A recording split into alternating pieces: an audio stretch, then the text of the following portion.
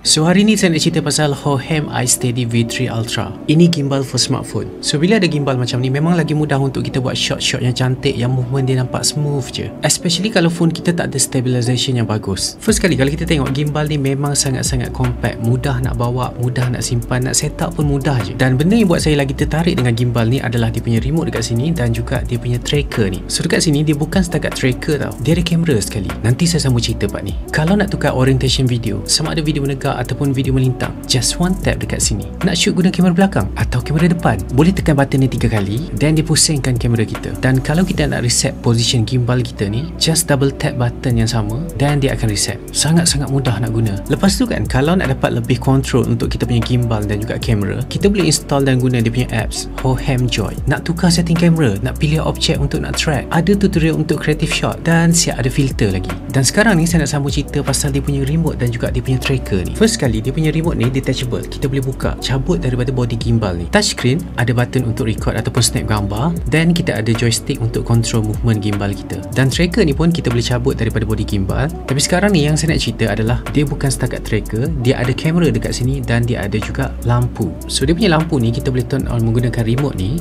dan kita boleh settings juga sama ada nak lighting yang nampak cool, warm ataupun neutral. So kalau nak shoot content seorang-seorang, kita boleh detachkan remote ni dan kita buat hand gesture untuk dia track kita. Dekat remote ni pula kita boleh preview apa yang kita tengah shoot daripada remote ni je. So pada saya, kalau untuk gimbal for smartphone, ini yang paling cantik yang saya pernah guna setakat ni lah. So kalau korang pun berminat dengan Hohem iSteady V3 Ultra ni, boleh check dekat bawah.